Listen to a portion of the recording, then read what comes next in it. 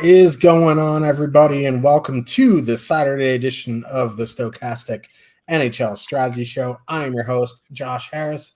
We said we'll be here, and we're here despite the GPPs being super underwhelming due to NFL Divisional Weekend, the first UFC pay-per-view of the year. But if you ship every GPP that there is on the board, you can still win five figures, and that's enough for us to be here. It's an 11-game slate. I wish the GPPs were bigger. That's just an evergreen statement. But this is a pretty good 11-game slate, so I don't mind breaking it down despite the lack of prize pools.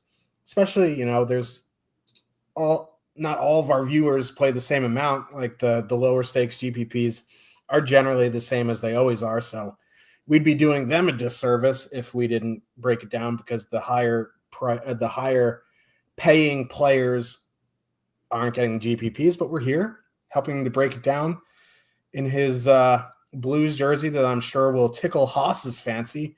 Cliffy, what's going on? Yeah, that's not a whole lot. It's a good point about the smaller GPPs. I was just looking at what's up on the board right now. DraftKings already opened their second $3 5 max. I think the $20 5 max is full. So they're probably going to open a smaller one there. So the small stuff still is filling pretty early, still 5 hours to lock. 11 games on the board here tonight. There are a couple big favorites. There are a couple really, really chalky spots that we'll get to. If you can get off the chalk, it leaves a pretty wide open slate because, yes, like we do have Edmonton. But, Toronto's on the board. They're not super expensive. Winnipeg's on the board. They're not super expensive. I mean, they are expensive. Tampa Bay, you have their new power play lineups. You have different ways you can go. Vegas is in a pretty good spot, even on a road back-to-back. There are some backup goalies going in the later games. So pretty interesting slate if you get away from the chalk, though. The chalk are in good spots, and that's what kind of worries me. Yeah, I mean, it's the usual suspects that are chalky, plus the Rangers. So some of our favorite stuff to talk about, but we will break it down and let's get into this slate before we do. Thanks for hanging out with us on this Saturday afternoon. Nothing better than Dr. Pepper. It is true. Dr. Pepper Zero Sugar is a cheat code for me. I don't, trying to cut out the sugar, but yeah. If you want to go premium, you can click the link in the chat. Use promo code Stochastic15. That will give you 15% off your first week or month of any subscription. Still time to get in MMA today. Still time for NFL divisional playoffs. So check that out. My beard looks fantastic today. So does Cliffy's. What a day. What a slate. Toronto Maple Leafs with a 3.1. Hold on. Got to cut you off. We had a couple winners on Thursday night. Oh, yeah. Well, yeah. I forgot about that. I was just talking about it before the show, too, so I apologize for that. Beard wax. No, it's like Buffalo Trace beard wash. It's like the whiskey company. I don't know. Just makes it so soft. But anyway, we do have some winners to break down from the other night. First, is that Clayton you have on the board, or is that Ollie? Ollie. This guy won with a Detroit Red Wings stack on a 13-game slate. They had a 2.2 road total. But congrats to you. You got to stop complaining about some other MME players for the next couple weeks after shipping with a Detroit Red Wings stack with a 2.2 total. But congrats to you. Also, our honorary, what do we call him? He's basically our moderator.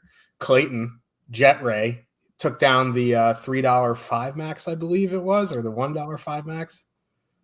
I think it's the $3, yeah. $3, yeah. And he stacked against Igor because, as our chat knows, Igor sucks. He really doesn't suck. It's the team in front of him that sucks, but congrats to you there. Utah, too, did some serious damage there, except for Doan, which is pretty funny because going into that game, like, Josh Doan's shot rate has been off the charts so far. But, yeah. And now we got a $10 super chat from Brandon. the other day it was a Game of Thrones reference. Today it's for beard maintenance. I cannot. This is the first time I've ever grown a long beard. I can tell you, like, bedhead sucks, but bed beard is the worst. You actually have to like take care of yourself, otherwise you look ridiculous. You look like a cactus. Okay. Yeah. I mean, thanks for the super chat. I will put it towards beard maintenance. We certainly always do appreciate the support. I don't know. I got to trim my beard at some point. Probably just going to wait till the end of the hockey season. But I do have beard oil that I use.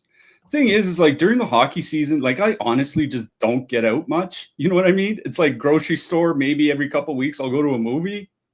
That's about it. So like, not a whole lot of reason for me to really keep track of my beard, despite being on YouTube almost every day, I guess. Yeah, listen, I got 2 young kids, man. If my beard is like, so be it. Beard trimming tutorial video. This is going off the rails. We need to get into this. Yeah. Manscaped. We're not sponsored, but Manscaped.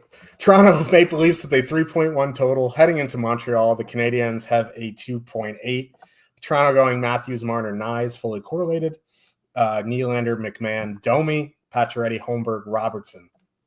Montreal going Caulfield, Suzuki, Slavkovsky, Laine, Doc, Newhook, Gallagher, Dvorak, Anderson. Now, Pizzetta is still in the lineup, but Montreal one's minutes have been consistently a bit lower since Laine has come back. Caulfield's played 16 minutes back-to-back games. Slavkovsky, 15 minutes. Suzuki was up to 19 the other night. He plays the most. Like, it's fine because they're at 15,500. When Laine was out, I think they got into the 17,000s.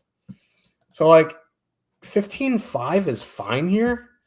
They've been better since Slavkovsky has rejoined them. They were pretty rough beginning of the season. That's why they broke them up, but they have been better since. The Leafs just aren't great defensively, and they don't have a great penalty kill, and this line is fully correlated. That's why I don't mind Montreal 1 here. I don't know if I'm going to get there in single entry. They're on the list. This list is long today in single entry. They're on the list. I don't know if I'll get there. What I do with Montreal and Laine is in a decent power play spot is usually just one-off Laine or bring Hudson along for the ride and maybe one of the other guys, because Caulfield's shot rate goes down pretty heavily when Laine's in because they run the power play through Laine. So if I'm going to bring someone on the top line with Laine, it's probably going to be Suzuki. I would do some sort of power play stack in that sense if you aren't just going to full stack Montreal 1. And again, in a decent power play matchup, it's hard not to stack the Habs without Laine. So I would do some sort of Laine stack there. On the Toronto side, like, no one's playing Toronto 1 here. They're coming in at 4.5%, lower owned than Montreal 1. They are 21,400, which is not great, but they're fully correlated. And that's important because when Tavares went out, Nyes got elevated to the top power play unit. Honestly, like, there isn't much data yet, but I would imagine the power play is going to improve without Tavares. He's been pretty bad on the power play this season. I don't mind Toronto 1 here, but it's kind of a similar situation that it's a decent power play spot because of the sheer volume of penalties that Montreal takes. And the most important person on the power play is Nylander. So I would be hard pressed to make some sort of power play stack without Nylander.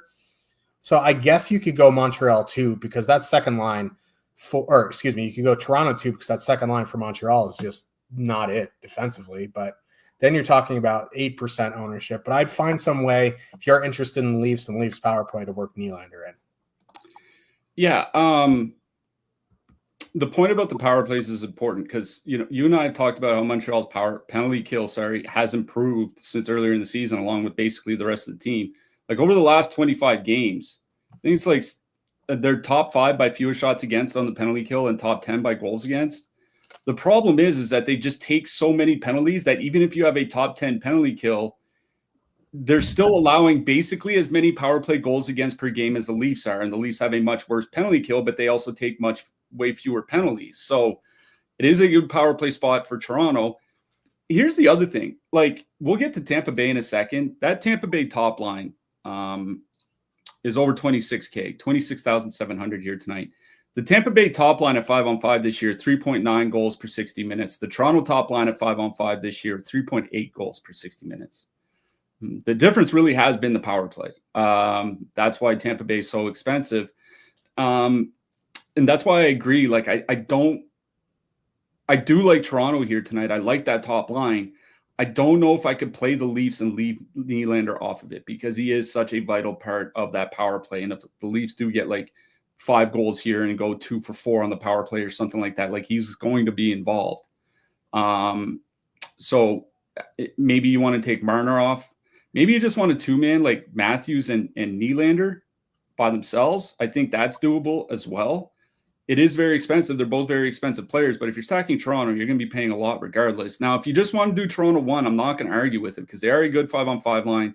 They do get power. They have power play correlation. They do get a lot of minutes. Like, Nyes is going to be over 20 minutes because he is on that top. I don't know if anybody saw the Leafs game the other night.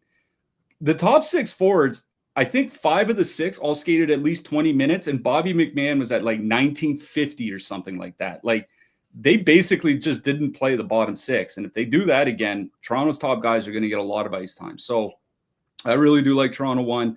If I'm stacking an even strength line from Toronto here tonight, it is the top line. I'm not going down to the second line. Like, I'm going to rely on the top guys being perfectly correlated and being so good at 5-on-5. The second line is scoring well, but they're also shooting nearly 16%. And we know how those things go. So it's Toronto 1 for me, but I would probably lean more towards like Matthews, Nyes, Nylander, just a Matthews, Nylander 2-man. If you want to just one-off Nylander, I think that's doable as well. That's kind of the way I would approach it. On the Montreal side, I do have interest in the Habs top line here for a couple reasons. One, they've been using like Jake Evans and even at times the third line in shutdown matchups at time when they've been at home over the last month or so. So it's not going to be like Suzuki will still play against Matthews some, but it won't be a hard match all game long. And if once Montreal 1 gets into those second and third lines from Toronto, like, there are some real defensive issues there. And as we talked about on the last show, Toronto's defense has been sliding for like 6-7 weeks now. So I really do like Montreal 1. I kind of agree with it's the Nylander problem on the Montreal side, right? Like, I don't think I would stack the Habs and leave Laine off of it. I would kind of do the same thing, like take off Caulfield, put in Laine, take off Slafkovsky, put in Laine, 2-man Suzuki and Laine, and then, like you said, throw Hudson on the blue line or something like that. That's how I'd approach it. This isn't a game where I'm looking for third lines to pair with, my Tampa Bays or Edmontons or something like that. This is a game where I'm focusing on the power play guys. Suzuki and Laine, especially on the Montreal side, and Matthews and Nylander, especially on the Toronto side. Yeah. Detroit Red Wings with a 2.5 total heading into Tampa Bay. The Lightning have a 3.5. Excuse me. This, like, again, Detroit with a 2.5 road total and no ownership. Tampa Bay isn't nearly as good defensively as Florida is. I think the thing we kind of overlooked the other night was how bad Bob has been this season. So, like Vasilevsky is fine. He's not the Vasilevsky he was a few years ago. Vasilevsky's fine, but Tampa Bay is just not nearly as good as a defensive team as Florida. But I don't particularly love these lines, especially when the Hagel-Cirelli matchup is going to go out against Larkin, Raymond, Casper. I don't particularly love that. I don't particularly love playing Andrew Kopp on the second line. So we're kind of in a similar situation that if you were to play Detroit, and I'm not in single entry, but if you're making 150, 20 to 150, I don't even think you can 150 on this slate. If you're 20 to 57ing, I think I would have, 1 or 2, some sort of power play stack there, but I would concentrate on like Kane and DeBrincat and add in a Raymond or add in a Larkin. On the Tampa Bay side, it's really hard to prioritize Tampa 1. 26,700 just bonkers, and they're not fully correlated. The second line is correlated. Cirelli, Hagel, Paul, and that line has been very good this season. Now, the other night, if you didn't play Kucherov, you got away with it because Cirelli had a goal in the shot bonus. Hagel had a couple of assists and I think a shot bonus. Kucherov had, I think, 2 assists and 4 shots, which isn't it for $10,000. Now, that's not going to happen every night, so it's kind of in the same conundrum that we were in with Nylander and Line. I do like Tampa too, but this is a good power play spot, and I want Kucherov in my lineup. Now, the guy I would leave off is Paul, but then you're getting, really expensive because it's a $5,800 difference, and now you're into a stack that's $23,700. That's better than a $26,700 stack. But again, like one-off Kucherov is fine. I guess, if you're risk adverse, because Kucherov really needs probably 30 plus DK points to pay off your price, I'm fine with like a Cirelli Hagel 2-man. I still would be hard pressed to figure out a way to get Kucherov in. He has slate breaking ability. That's why he's priced at 10K. This is a very good power play spot. So if I were to stack anything, it would be Tampa 2. But again, I'm going to try to get Kucherov in if I'm playing Tampa. I mean, I'll start on the Tampa side. It's kind of the same. Like, it's getting boring to have Tampa Bay games because it's basically the same thing. It's like if you want to pay over 26K for the top line, then just pay the 26K for the top line. I'm not. I think like I played Tampa once or twice back in the first couple weeks of the season, and I haven't played them since then. They're just way too expensive. Like, that's just the way it is. So I'm out on obviously they're really good, but like I said, the Toronto top line's been just as good as them at 5-on-5. Difference has been the power play, and I will say Detroit's penalty kill even under McClellan has been pretty bad. So that is the one thing for Tampa. I'll just say what I always say: if you want to play them, play them. I'm not. One off Kucherov, fine. I have more interest in Tampa too, just because they are fully correlated now in the power play. They're doing that thing where they split the power plays, and Kucherov plays both halves. They're not scoring as well with Paul on the line this year as with Geeky, but they scored well with Paul on the line last year. So I think it's just kind of shooting percentage driven. Like, they're still creating 3.4 expected goals with Paul next to them, 65 shot attempts per 60 minutes. Hagel and Cirelli are getting 20. Hagel will get 22 minutes. Like, I think it's very much worth at least considering Tampa 2. I will say I'm probably hoping that this ends up like a 3-2 game or something like that. If Tampa bombs them out, I'm probably boned. I don't think I'll be playing the Lightning here tonight, but my interest would be Tampa 2. I have no interest in Detroit. The reason why we had some interest in Detroit against Florida, despite that low total, was that Florida takes a ton of penalties, and their penalty kill is not what it was last year. To that end, on the season, Florida's giving up 0.67 power play goals against per game. That's amongst the 10. It's the 9th worst mark in the league. Tampa Bay's at 0.47. They've given up the 4th fewest power play goals in the league this season. If you look at just the last 5 weeks, it is again the 4th fewest power play goals against per game. And it's 2 reasons. One, because the penalty kill is at least above average. And the other is they just do not take penalties. Like, they're not the least penalized team in the NHL, but they're not very far off from it. So if Detroit only gets like a couple power plays here tonight, I don't like the chances of them doing to Tampa what they did to Florida. So, I mean, if you want to play Detroit, play Detroit. I'm not. I think I'm pretty much just out on this game in general. Fair enough. Columbus Blue Jackets, our Columbus Blue Jackets, with a 2.8 total, heading into Madison Square Garden. The Rangers have a 3.6 total. We have found some chalk, my friends, and it is not our Columbus Blue Jackets. Heavy chalk on the Rangers here. Panarin, Trocheck, Lafreniere, 17,800, 15.3% top 2 stack, 22.5% projected ownership.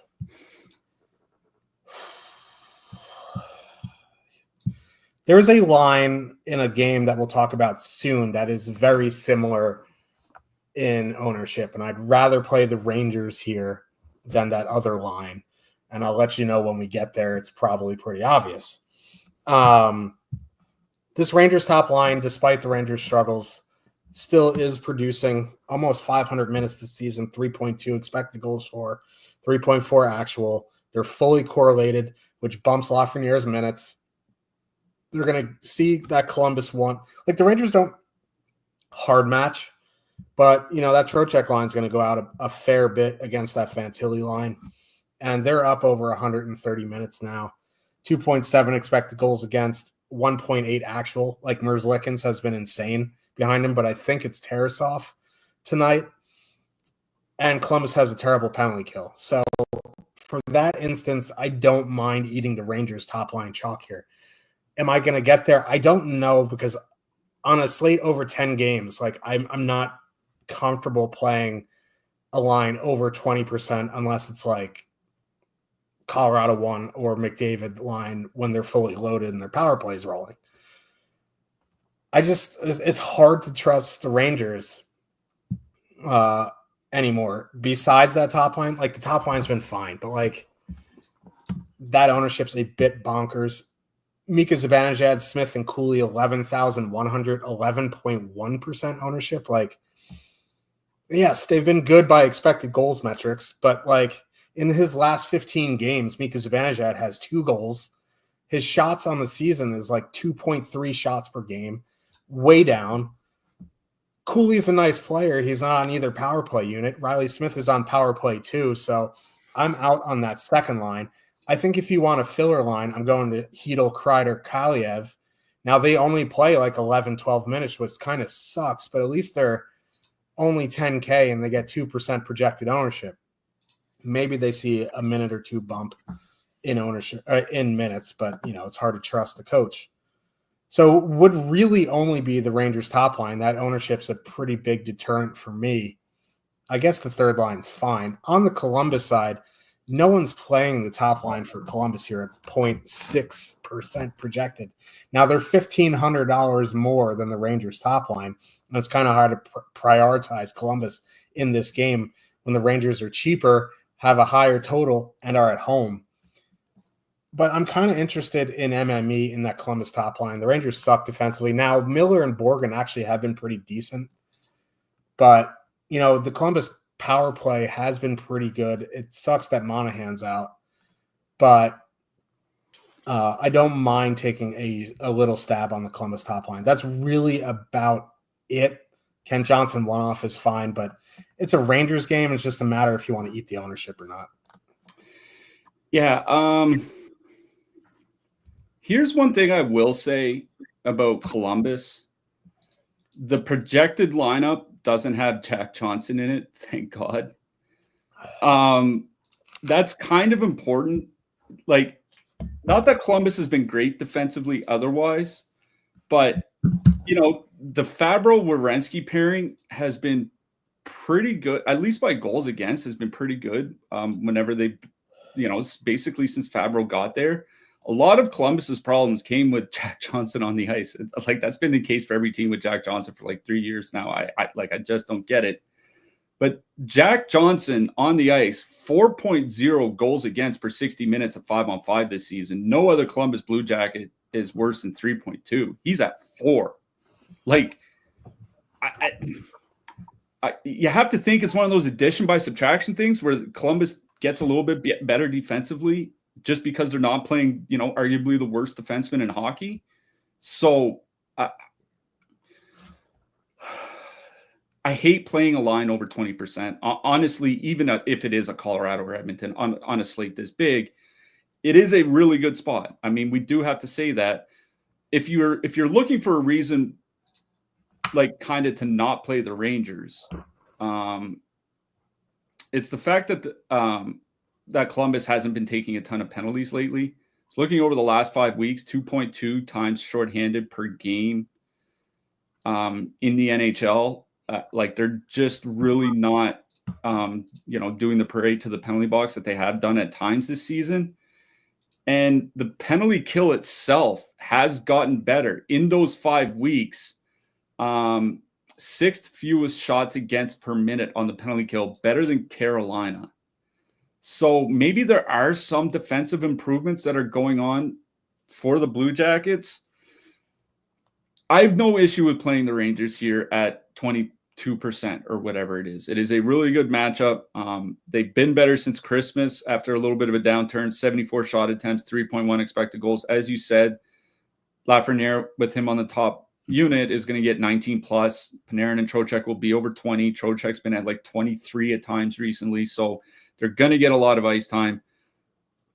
It's perfectly fine to play them. If this line was like 20K, that would be a little bit different. But obviously they're in a good matchup at a really good price. I have no issue with playing them, but I think this might be a situation where I'm probably not going to play them and just kind of pray that, I don't know what else to say. It's like, this is a good matchup for the Rangers. I hate playing lines that are like probably going to be 25% owned in some single entry formats on a slate with 22 teams on it. I think they're a solid play. I don't think I'm going to play them just because I find that ownership to be honestly a little bit egregious. On the Columbus side, you're right about the Borgen-Miller pairing. They have been pretty good defensively. 2.3 expected goals against at home. They've only played a few games at home, but 2.3 expected goals against. 2.6 overall. It's been worse on the road. You got to kind of take the whole sample. I do think there's like one of the reasons why I don't have interest in Columbus's top line's the price. They're 19,300. Like that is fairly pricey considering these guys aren't playing heavy minutes, like 17 to 19 minutes. You know what I mean? That's not a ton of ice time. And you look at that price range, we'll get to Nashville in a minute. Like there's Nashville, there's Vegas, I guess Toronto, like they're more expensive, but it's only $2,000. It's not super steep. Like I don't hate the idea of playing. If I was 20 maxing tonight, I would probably have at least one Columbus lineup because even with Adam Fantilli, they're still scoring 3.6 goals per 60 minutes at 5-on-5. The power play is still generating pretty well without Monahan. It's a small sample. We'll see where it goes, but things definitely haven't cratered. So I do think there's merit to playing Columbus here, but I think like the Tampa Bay Detroit game, this is a game where I'm hoping it just kind of ends up like 3-2 or 3-1 or something like that. Because I think Columbus one is getting a little too expensive for their minutes, and I think the Rangers just have way too much ownership. Yeah, and we're going to talk about Washington right now, but their top line is 18-5, and they're going up against Pittsburgh. I'd much prefer Washington here. Pittsburgh Penguins with a 2.5 total heading into Washington. The Capitals have a 3.5. Washington going back to Strome, Ovechkin, Protas, McMichael, Dubois, Wilson. Pittsburgh going Crosby, Raquel, Rust, Malkin, Bunting, Beauvillier. Charlie Lindgren was activated from IR. It's going to be Logan Thompson, though. The only line I'd have interest in for Pittsburgh is the top line, but they're just too expensive to prioritize on this slate. So, if you want to have a Bunting one-off, sure, cool, great, grand, wonderful. But I'm pretty much out on Pittsburgh here. My interest is on the Washington side, and this is a pretty good 5-on-5 matchup. This is a decent power play matchup. Now, it's kind of a pick your poison type of deal.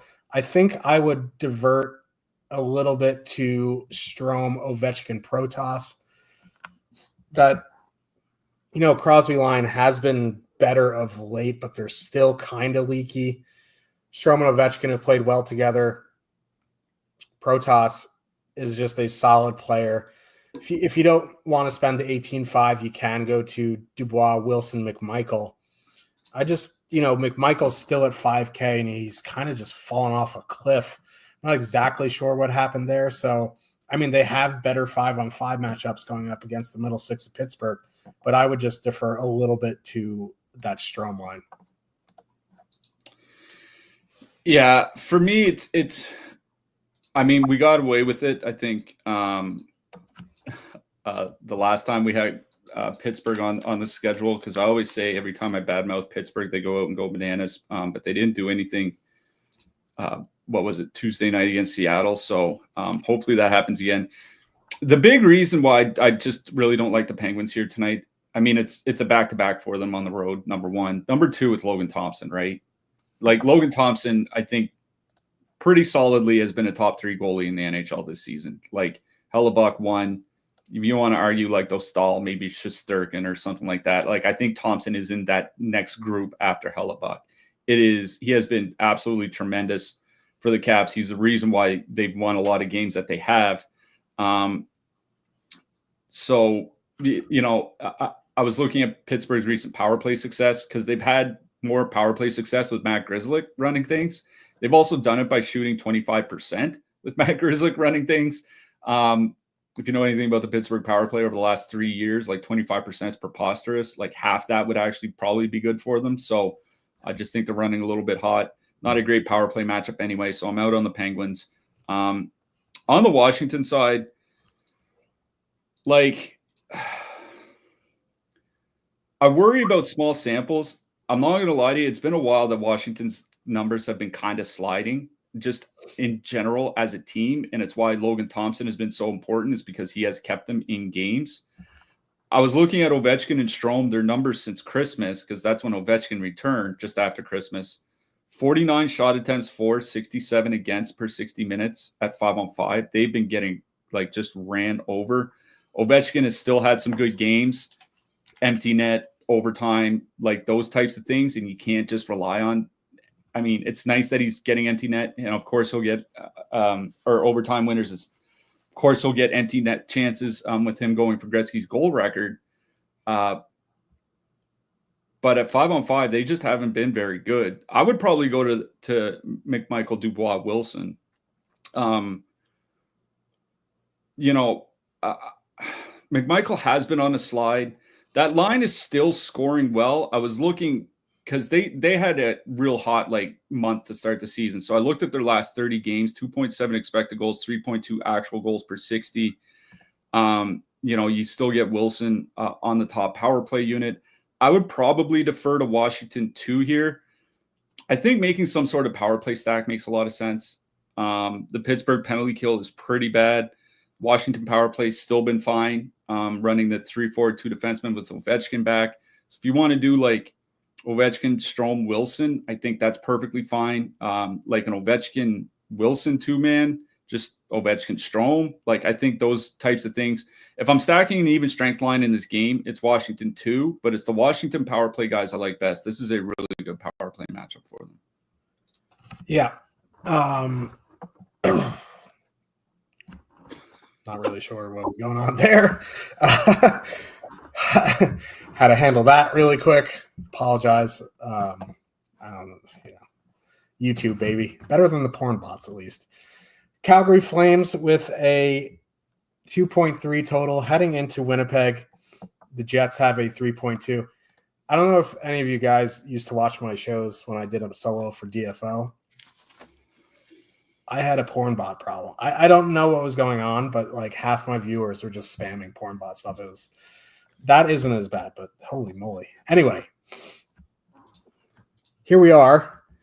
I meant to go look at Winnipeg 2's minutes while you were talking there, but I got a little distracted by the chat. Like that Lowry Ehlers IFL line actually has been pretty good. It's been a small sample, but Lowry might be their best second center.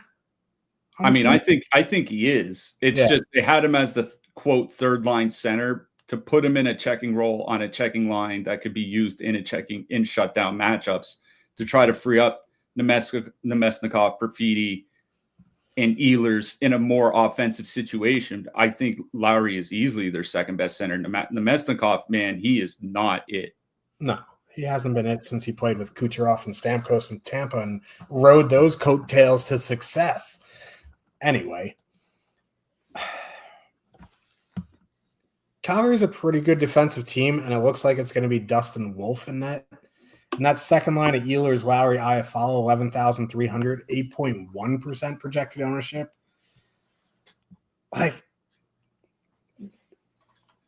I don't know if I'd rather play the Zibanejad line. I think I don't want to play either of them. is what I'm kind of getting at. That's just a lot of ownership for those minutes. Like they're going to see, a fair bit of that Backlund Coronado line, which, just one small thing. I mean, maybe it won't make an impact on the top players, but the coach had like a pregame, media session or whatever. And he said, there's probably going to be some He said lineup changes. Sorry. Yeah. I mean, it's hard to take a coach at his word because I remember the one time the guy's like, yeah, we got a guy sick. It's a disaster. And then like the 6th D man was changed. Yeah. I mean, that happens all the time. Like the coach will say, yeah, we're making some lineup changes. And it's the 12th forward comes out for a guy from the AHL. Like, yeah. I mean, I don't have a ton of interest in Winnipeg anyway. Like the Kadri line has been good defensively. The Backlund line has been good defensively. Even the Sharon Govich line has been pretty good defensively. If anything, I would go back to Winnipeg 1 here. They're 22,200 and under 1%. It's hard to prioritize them in single entry. But again, no one's playing them. So if I'm making 20 to 57 lineups, that sounds funny to say, but that's true. I'd probably have a couple Winnipeg 1 here. Ehlers 1 off is fine. I don't want to full stack that line at 8%. On the Calgary side, it isn't Hellebuck and net, but these lines for Winnipeg have been decent defensively. Sandberg's back. They don't have people out of place. I guess, if anything, I would go to the Backlund Coleman line at 2.9% at 12-1. I don't love it, but at that price, I think it's fine. I'm not prioritizing Calgary, though, despite it being Comrie. Yeah, I'm just not playing Calgary, so I'll skip that. Winnipeg, the reason why I would have some interest in the top line is that Calgary's penalty kill is just not very good. And that's kind of been the case basically since like the first month of the season. The Flames on the year are actually giving up the most power play goals against per game of any team in the league. Over the last 5 weeks, they're 4th, but the teams that are 1st through 4 are basically right neck and neck with each other. There's almost nothing separating them. So Calgary's penalty kill has really struggled this year. It's been the one weakness they have defensively, and we know how good Winnipeg's power play can be. This is a team that even if they only get like 3 power play opportunities, can go 2 for 3 against this penalty kill. So that's why I would have some interest in Winnipeg. At that price range, I'd probably just go play Toronto instead. That's just kind of the way that I look at it. So I have no issue playing Winnipeg here tonight. If I was playing a bunch of lineups, I might sneak one in. Certainly if I was 57 maxing or whatever it is, like you said, I would probably have at least one Winnipeg.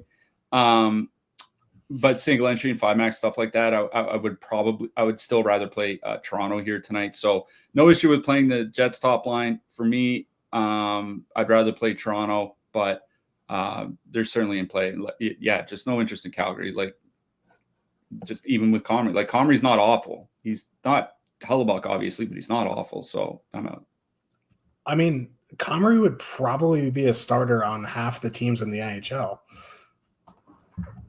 So, fair point. Yeah.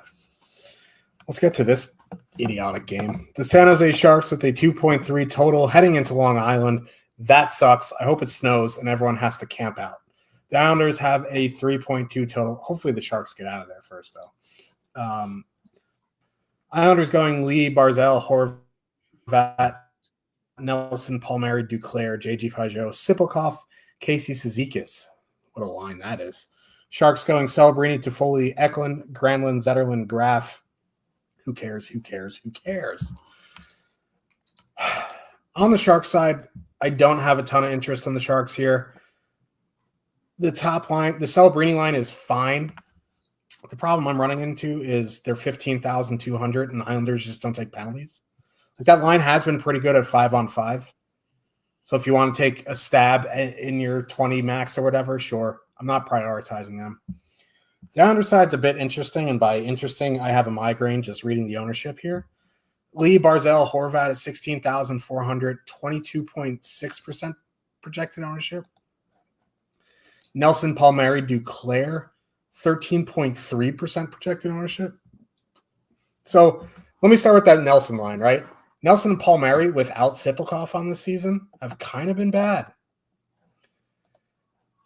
So I don't care that they're matching up against the middle six of the Sharks at 13.3%.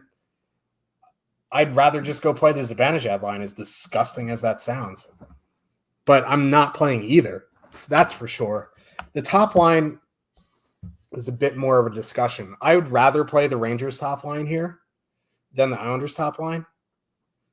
But the Islanders top line is, $1,000 cheaper? The deciding factor for me, price agnostic, is that the Rangers actually have a decent power play and the Islanders power play sucks.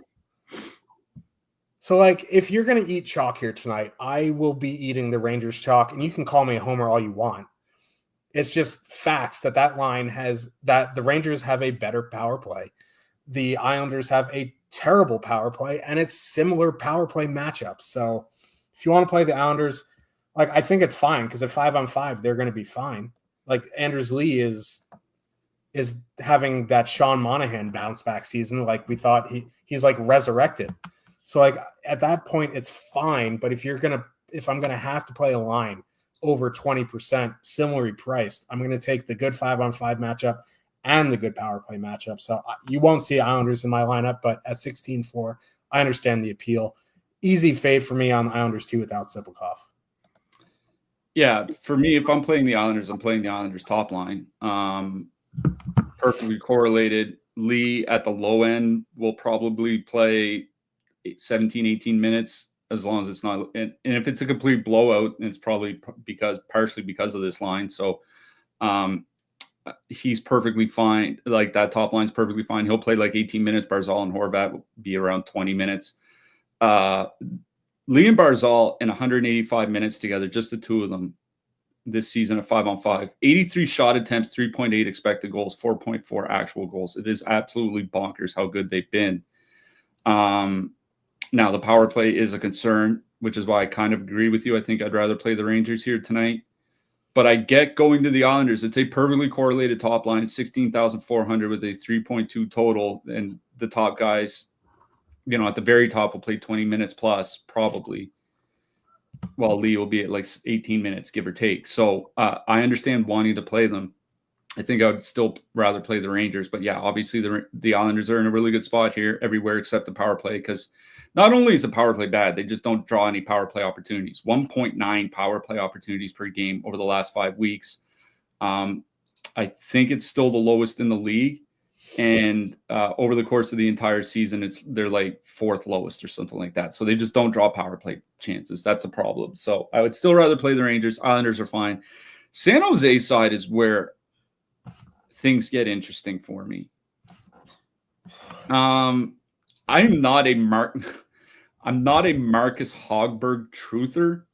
I know he's been good in his 3 games or whatever that he's played. I'm not worried about a 3-game sample from a goalie. The Islanders don't take penalties, but their penalty kill is worse than San Jose's. So San Jose can go 1 for 2 on the power play here tonight. I don't think it would be that big of a problem. Just to kind of put a little bit of a point on it. So far this season, the Islanders have given up the 10th most power play goals against per game this season, and they're 5th fewest power play opportunities given per game. They just can't keep the puck out of their net when they're shorthanded. Celebrini, Toffoli, Eklund is a perfectly correlated line at 15,200, coming in with 2% ownership, and they've been good at 5-on-5. 3.3 expected goals, 74 shot attempts per 60 minutes. They've only played about 55 minutes, but we keep saying Celebrini and Toffoli, with literally anybody on that roster except for Barclay Goodrow, they have been really good offensively. So I'm probably not going to play the Sharks here. This isn't if I was 20, if there was a 20 max or 57 maxing or whatever, this is one of those lines where I would have 1 or 2, because they don't need a lot to pay off. 2 goals. That's basically all you need from them to pay off. 2 goals and a shot bonus or something like that. So I don't hate that Celebrini line here tonight. And if I was playing a bunch of lineups, I would definitely be considering them because I don't think Marcus Hogberg is a 950 NHL goalie. Yeah. The Islanders' penalty kill is similar to the Blues last season. They didn't take many penalties, but when they did, they couldn't stop them. So, yeah. Or kind of similar to the Blues this season, too. But, I was going to say, isn't it similar to the Islanders last season, too? Yes. Moving on. Vegas Golden Knights with a 3.7 total heading into Chicago. That low-key sucks. The Blackhawks have a 2.7 total. Vegas going Eichel, Stone, Barbashev, Olofsson, Dorofeev, Hurdle. Chicago going Bedard, Bertuzzi, Nazar, Teravainen, Dickinson, Mikheyev. Now, I'll start on the Chicago side. I really don't have a lot of interest in Chicago here. For some reason, they have a 2.7 total. Bedard and Bertuzzi are up almost 200 minutes together this season, 1.9 expected goals per 60 minutes. Now, I'd imagine most of that is with Mikheyev, who sucks. Like Nazar, for whatever he is better offensively than Mikheyev. I can't see it improving to the point where I want to play Chicago 1 here tonight. Like Vegas is just a good team. The 2.7 total is a little bit baffling to me, but if I were to play anything on Chicago, it would be some sort of Bedard, Bertuzzi, 2-man. On the Vegas side, I do have interest in Eichel, Stone, Barbashev. Yes, they're going to see that Dickinson matchup, but that line with Mikheyev and Teravainen haven't been the Dickinson, Joey Anderson lockdown like they were last year. So I'm fine with Vegas 1 here. I think if you can't afford that, which is 20,300, you can go to Hurdle, Dorofeev, Olofsson. They have been pretty decent together. You get Dorofeev and Hurdle on the top power play unit. Chicago has a decent penalty kill. But that line's going to see a fair bit of that Bertuzzi Bedard line, which like there hasn't been a Bedard line in the history of Bedard lines yet this in his career that has been good defensively. So I don't mind going to Hurdle, Dorofeev, Olofsson. This is a Vegas game. I just don't know if I want to prioritize them. There's a lot of lines in play for single entry tonight. I don't know. Like, I have no issue with Eichel, Stone, Barbashev. No issue with Olofsson, Dorofeev, Hurdle. I just don't know if I'm going to get there personally. Yeah, 2.7 total for Chicago is kind of interesting. I know they've been scoring lately. I was talking about Teuvo Teravainen on Twitter earlier today. Last 15 games for Teravainen is like 27% shooting. He's been in on like 86% of Chicago's goals scored when he's been on the ice, and they're shooting 19% with him on the ice. Like he is running hotter than like liquid magma right now. That's basically the entire Chicago team in a nutshell. Like their last 10 games, they're not super hot, but shooting 10.3% as a team. The fewest shot attempts per game of any team in the league, and the second fewest shots on goal of any team in the league. I don't think that this team is anywhere near as good offensively as they've been showing. One of the reasons why you might have interest in the Blackhawks is despite the 2.7 totals, no one's playing them. Like 1% ownership on the top line. That seems fine, especially where they're only 13,600. Like they're basically a filler line that you can put in with the Rangers or whatever. I usually just don't have a lot of interest in playing arguably the worst offensive teams in the league, almost regardless of the matchup. So I'm kind of out on Chicago. On the Vegas side, interesting thing about Vegas is that Eichel line might be their worst defensive line, whether you look at expected goals against or actual goals against. So that would seem to kind of give me a little bit of interest in like Dickinson, Teravainen, Mikheyev, maybe like a 2-man of like Dickinson and Teravainen. Teravainen at least gets power play time. That's probably about it for me from Chicago. Like for Vegas, I don't know. That line was running super hot to start the season, and then they cooled off, and then Barbashev got hurt, and then they haven't done anything since Barbashev came back. They've had some good games. Part of it's the power play. This isn't a good power play spot. I'm kind of with you. I do have a little bit of interest in Vegas too. Dorofeev and Hurdle are going to get those, the Bedard matchup or, the Ryan Donato matchup or whatever, not worried about that. Even if they do score in the power play, Hurdle and Dorofeev are getting top power play minutes. They're only 15K as a line, 7% ownership, a little bit higher than top two, but I think that's fine for the matchup. The thing, my interest here is in Vegas too, because they are priced like a mid-price line, which they are, but you get two guys on the top power play unit. You get much better 5-on-5 matchups. I think I have interest in Vegas too here, but not really anything from the Chicago side. Yeah. Let's get to a chalk fest. Minnesota Wild with a 2.7 total heading into Nashville. That is awesome. Nashville, amazing city. The Predators have a 3.2 total. If I'm going to bash cities, I might as well call out some fun cities. Nashville, definitely one of them. Brock Faber is back for Minnesota. Kaprizov and I forgot the Spurgeon. Yeah, Spurgeon practiced but didn't travel. They'll probably be back soon. Minnesota going Boldy, Zuccarello, Rossi, Eriksson Ek, Hartman, Liam Ogren. Nashville going Forsberg, Marchessault, Stamkos, O'Reilly, Nyquist, Hinostroza, yada, yada, yada. Both of these top lines getting over 10% projected ownership. We were talking a little bit about Nashville's top line before the show. They've been pretty hot of late.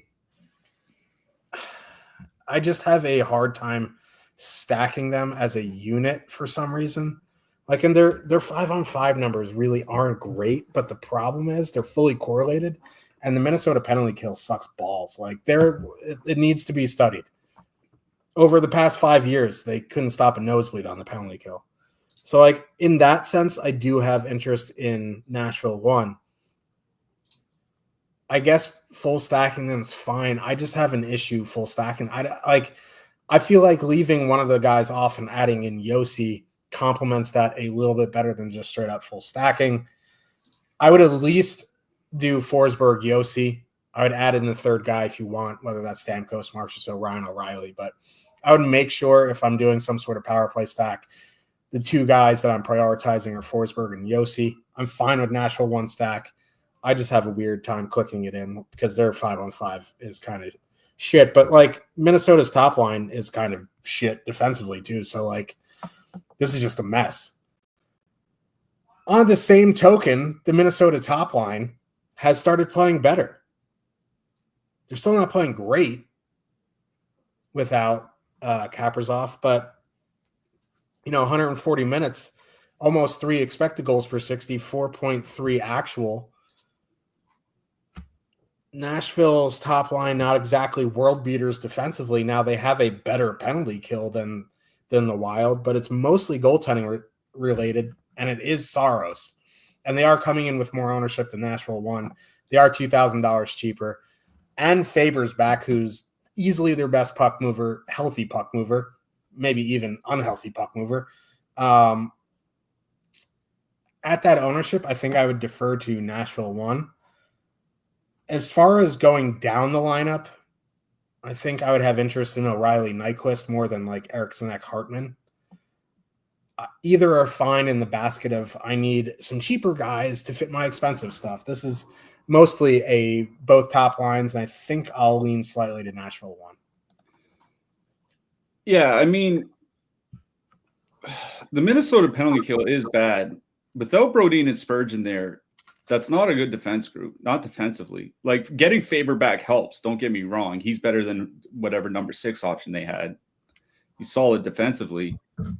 But Spurgeon and Brodin are their 2 best defensive defensemen, right? I'm still not expecting much better defense from the Minnesota side, and it is Fleury starting. So, and I hate slandering Fleury because he seems like a nice guy, a great Hall of Fame career. He's had some good games this season, but he just hasn't played as well as Gustafsson. That's kind of what I'm getting at. So it is a really good matchup for the Nashville power play. Yeah. I would hate clicking them in two because they have been pretty bad at 5-on-5. Like 53 shot attempts, 2.2 expected goals per 60 at 5-on-5 in their last 10 games, 2.8 goals per 60, which is above average, but that's not anywhere near like great or anything. Forsberg, 20 shots over 66 shots over his last 20 games. I think he has 4 goals in his last 5 games as his shooting percentage is increasing. I'm perfectly fine with Forsberg as a one-off, obviously. If I were to play Nashville, I might almost turn it into a power play stack because I got to think that if they do have a huge game here, it's the power play that has a huge game because it is such a good power play spot. So like Forsberg, Marchand, Stamkos, O'Reilly, throw in Yossi on the blue line if you want. I think that's kind of how I would approach the Predators here tonight. I don't think I would just even strength to stack the top line and just walk away. I think this is a spot for a power play stack because Minnesota has not been good at 5-on-5 without Brodin and Spurgeon in the lineup, not defensively. So power play stack for me from Nashville, that would be the direction I would go. On the Minnesota side, I'm not super excited about playing 10% Minnesota on the road against UC Saros, especially where the Predators penalty kill has generally been solid this year. What I will say is that the Minnesota power play has been good without Kaprizov, and that's something that I was not expecting. What's basically happened is like the top line's still been good offensively. The power play's still been good offensively. They just can't generate offense outside of that because losing Kaprizov just thins out that forward group. But, the Minnesota top line, last 10 games together, 2.9 expected goals, 60 shot attempts per 60. They're all skating 21 to 22 minutes. Matt Boldy's at nearly 4 shots per game. The power play has been good. If you don't want to play super chalk like Islanders or Rangers or something like that, but you still want a mid-price line that has a reasonably high top 2 stack percentage, and they do at 8.4%, I think Minnesota is the pivot. But I do like a Nashville power play stack best in this game. Yeah, I agree. St. Louis Blues with a 2.7 total heading into Utah. The Soakers have a 2.9 total. Utah going Keller, Cooley, Schmaltz, Hayton, Michelli, Doan, Bukestad, McBain, Krause. St. Louis status quo, Kyrou, Holloway, Shen, Thomas, Buchnevich, Neighbors. I'll start on the Utah side. Mikhail Sergachev is out, so Kesselring is going to run the top power play unit. I think he's fine as a replacement on the power play. I do worry a little bit at 5-on-5 moving the puck. Sergachev is playing like 25, 26 minutes. Like Marino's a decent puck mover. Mata's decent. Kesselring's fine. But none of them are good as Sergachev. So from that instance, I do worry a little bit about Utah 5-on-5. Like that top line's getting 5% too at 16,500. Again, the Blues have been pretty good defensively, and they don't take many penalties. They do have issues killing them, but they don't take a ton. I'm a bit worried, like I just said, without Sergachev. So, like, I'm not going to prioritize Utah 1 here. Utah 2 is interesting because they're under 10,000, and they've been nitrous. The problem is they're going to be running into Kyrou, Holloway, Shen, and that line has been ridiculously good in almost a 200-minute sample. It doesn't make sense to me, but it's the truth. So I don't mind Hayton, Michelli, Doan if you're going super expensive. I'm fine with Utah 1. I don't love them. So I don't know. I'm kind of mum on Utah. On the St. Louis side, I think the line I would be interested in would be Shen, Kyrou, Holloway. I just don't have a ton of interest at 15-1. Like, Utah's a good 5-on-5 team. They have issues on the penalty kill, but the Blues power play kind of is bad. Kind of. They're really bad. So at 15-1, I'll just go play the Sharks top line in a similar-ish matchup. So, that's where I stand there. Like, this game is fine, but I'm going to treat it as an MME type deal. I kind of do like the Shen, Kyrou, Holloway line here. As you mentioned, they have been really good, generally speaking. I was looking just their last 10 games to see if they're slowing down, and they're not. 3.5 expected goals, 4.5 actual goals per 60 minutes, shooting under 12%. Kyrou, 3.5 shots per game in his last 10 games. They're skating 17 to 18 minutes, perfectly correlated on the power play. Their power play unit hasn't been great, but not awful. And Utah is a team that takes a lot of penalties. And the other thing is that it's not going to be Karl Vejmelka in net. It's going to be Connor Ingram. Now, Ingram had a good game in his first game back, took the loss, but like 30 saves on 32 shots, I think. But that was the Islanders. You know what I mean?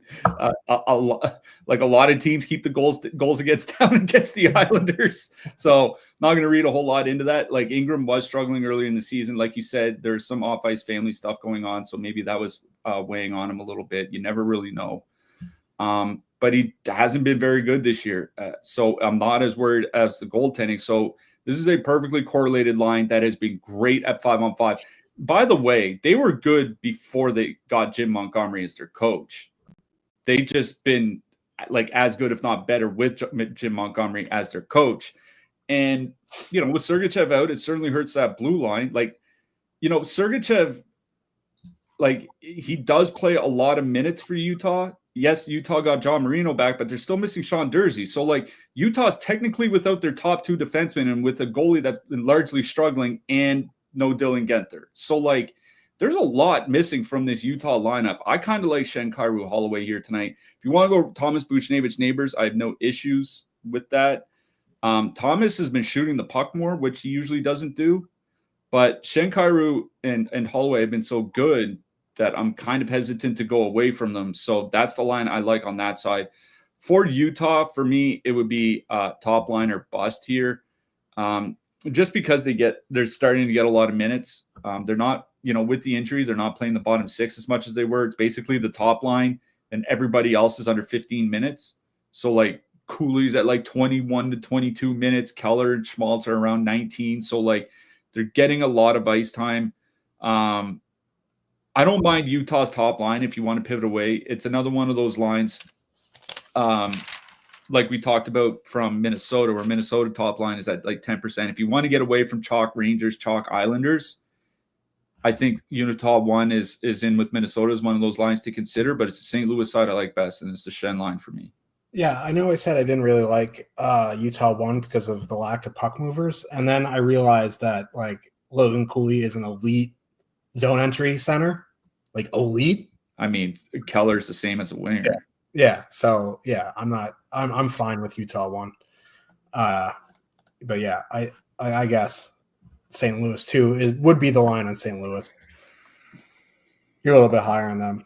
I have faith in my boy Connor Ingram, but we'll see. Edmonton Oilers with a 3.3 total heading into Vancouver. The Canucks have a 2.7. The coach said Lekaramaki might be out. And if he's out, I would assume that means Connor Garland moves up. Whatever. I'm pretty much out on Vancouver. You want to play Vancouver, go ahead. This team's a mess. The Edmonton side is more interesting, whether they go McDavid, Draisaitl, Hyman, or McDavid, Nugent Hopkins, Hyman to start. Doesn't really matter. I know it's not the best power play spot. In fact, it's one of the worst. They did have a morning skate while we were on the show, and they put Nugent Hopkins back on the top line, and then Draisaitl, Pod, Coles, and Arvidsson was the second line. Okay.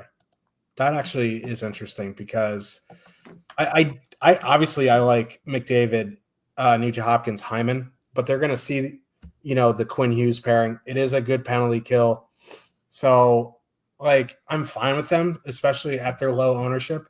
They're just, you know, expensive and hard to prioritize. Also, Arvidsson, Podkolzin, and Draisaitl going to avoid the Quinn Hughes pairing, going to avoid the JT Miller line.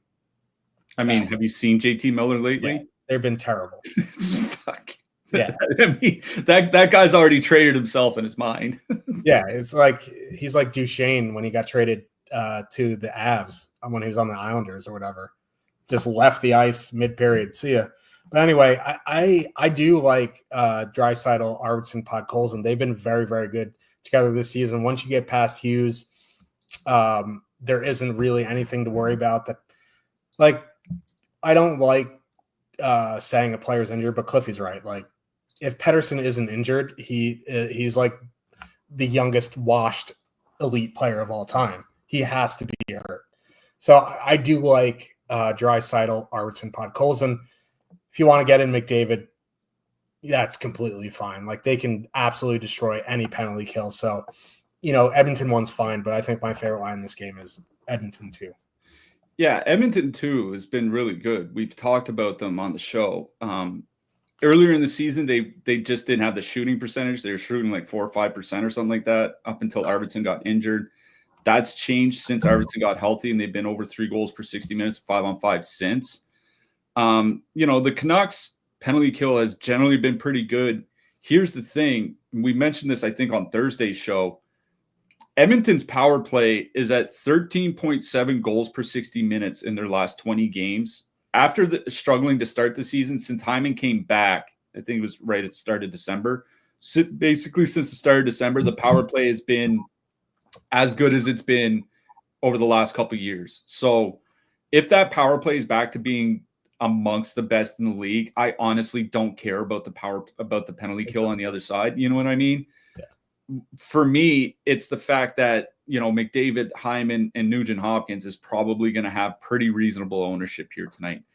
And it's Thatcher Demko starting for Vancouver. And, it's only 9 games. We've seen Thatcher Demko be pretty good, but Demko's been lit up since he got back. 29 goals against in 9 starts, over 3 per game. He's given up at least 3 goals in 6 of his 9 starts. He's given up 5 goals in 3 of his 9 starts. We know, like I said, Edmonton's power play has been a lot better. I really do like Edmonton 1.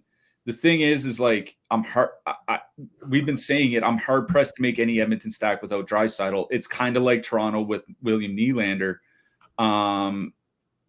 So if you want to do like Draisaitl, McDavid, just the 2-man, I think that's okay. McDavid, Nugent Hopkins, Draisaitl, something like that. That's just the Edmonton second line, and then add in McDavid, I think, is something you can do as well. I really, really do like Edmonton here. Like, there's not the old top line had 3.4% ownership. That's probably going to come up because they are going to be cheaper with Brian Nugent Hopkins there, but they're going to be under 10%. And anytime McDavid is single-digit ownership, I have interest, and the Flames the Canucks have just looked like a mess, and Thatcher Demko has not been good. So for me, this is the Edmonton side. If I would have interest in either of the top 2 lines, whatever I do, I make sure Leon Draisaitl's in the stack. That's just kind of the way I look at it, and I am out on the Canucks. That's for sure. I mean, I think your point about Draisaitl is a good one. It's just pretty funny because coming to the season, Draisaitl without McDavid was pretty bad, and he's having like a Hart caliber season. And man, it's that second line is like quietly been one of the best second lines in the league. Now, imagine telling yourself 4 months ago that a line with Vasily Podkolzin and Victor Arvidsson would be amongst the best second lines in the league. I don't. This is a revenge narrative for Podkolzin, but I'm saying, like, Cliffy's point about getting in a power play stack, I think you can bring Arvidsson or Podkolzin along because they bring the average price down, and it's not like they play 11 minutes like lines in the past. They're going to play their 14, 15, 16 minutes. And Arvidsson, noted goal scorer. So, yeah. That's the other thing is, like, if you bring Podkolzin along with him and he has an assist with 2 shots, you're like, thank you very much. I'll take it. Like, yeah, for sure. Los Angeles Kings with a 2.9 total heading into Seattle. The Kraken have a 2.5. LA going Kempe, Kopitar, Turcotte, Fiala, Moore, Deneau, Byfield, Fogle, Geno. Seattle going Schwartz, Beniers, Kakko, McCann, Wright, Tolvanen, Bjorkstrand, Stevenson, Burakovsky. I'm out on Seattle. I'm just not stacking teams against the Kings, especially Seattle. If you want to, I would go to Schwartz, Beniers, Kakko, but I'm out on Seattle. On the LA side, I know LA1 was in a tough matchup their last time out, or maybe it was Tuesday. And then, like, Turcotte just like ran over everybody in the first. That was Vancouver. There you go. That was Vancouver. Yeah, they suck. But yeah, man, that line looked insane. But here's the problem: like they're going to see Beniers, Schwartz, Kakko. That line has been very good, and hopefully it's Joey Daccord in net. I would imagine Daccord starting. Yeah, so I'm going to defer to Fiala more Danault here. They're 12-5. They do have a lot of ownership, but they're going to avoid that Kakko line, and then they're going to see Chandler Stevenson. That's all I need to say. Like, it doesn't matter who Stevenson plays with. They suck at 5-on-5 defensively. So Fiala, Moore, Danault. Yes, Danault, Fiala, LaFerriere have been a lot better than when Trevor Moore is there. But, Trevor Moore hasn't been healthy much this season. I would imagine those numbers start evening out. They do have 2.6 expected goals per 60, but I do really like Fiala, Moore, and Danault here at 12-5.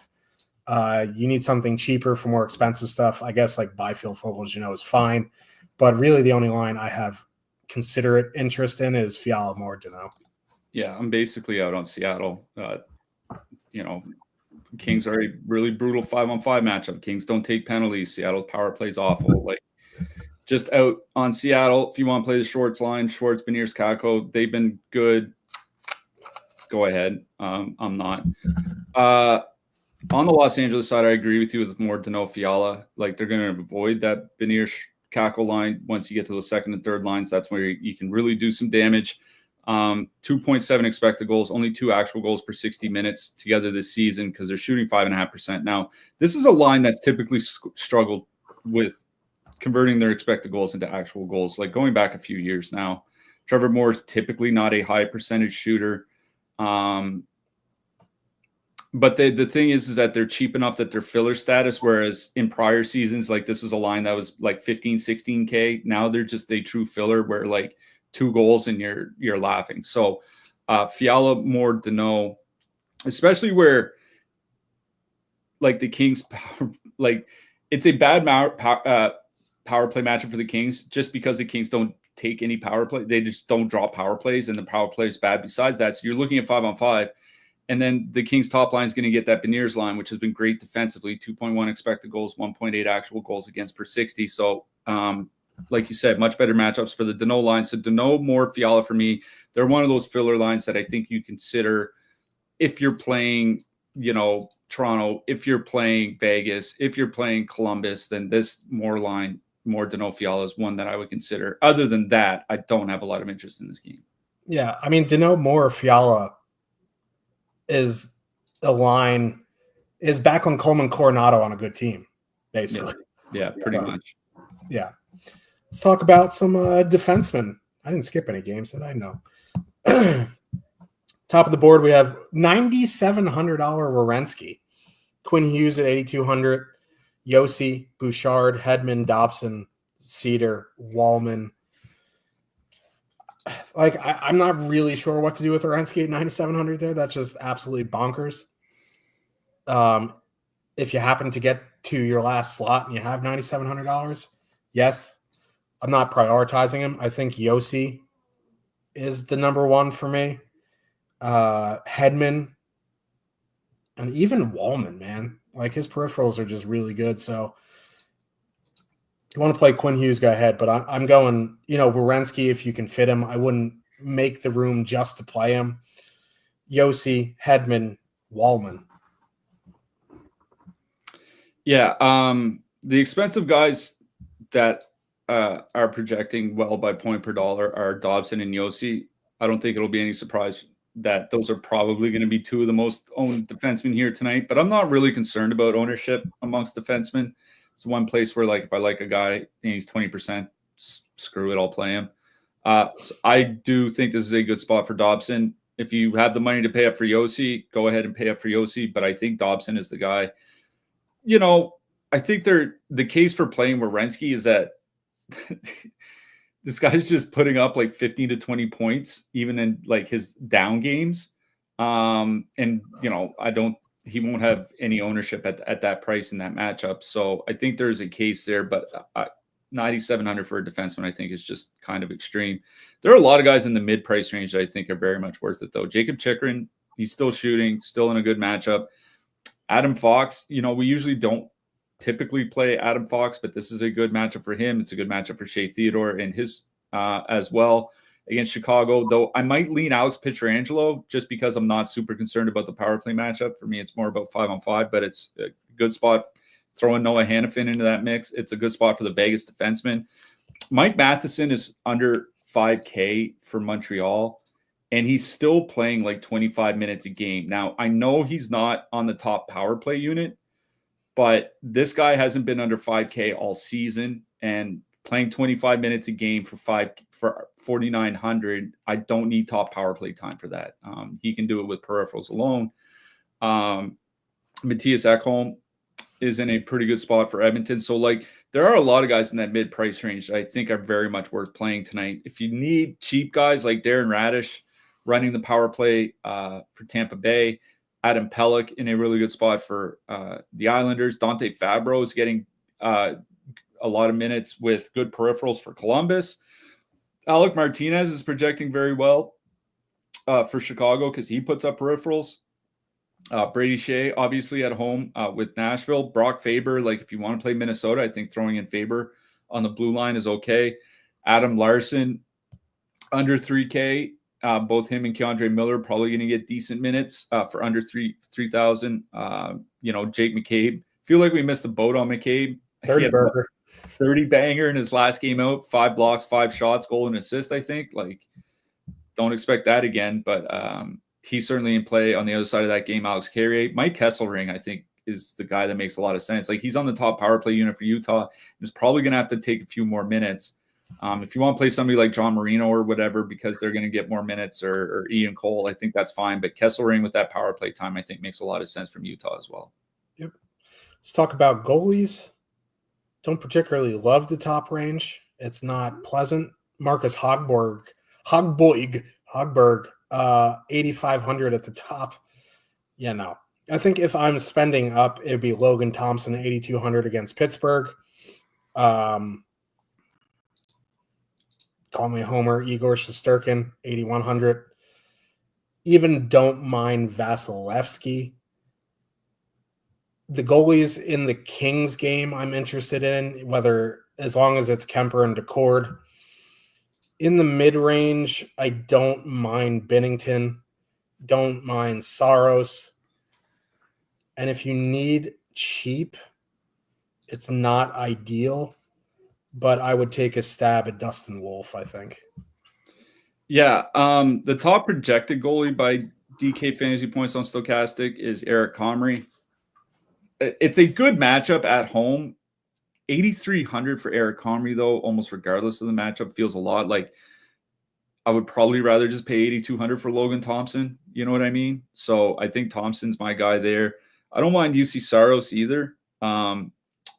Minnesota's power play has been good, but so is the Nashville penalty kill. So if Minnesota doesn't get to him at 5-on-5, he could have a good game. I agree with you. I think Vasilevsky also makes sense just because Tampa doesn't take penalties. So Detroit only gets 1 or 2 power plays here tonight. I doubt they put up 5 or 6 goals like they did against Florida. So Thompson, Saros, Vasilevsky, I think makes sense for me in the expensive price range. For the cheap guys, it'd be Binnington or Decord. Seattle's at home against the Kings. It's not like the Kings have a pretty bad power play.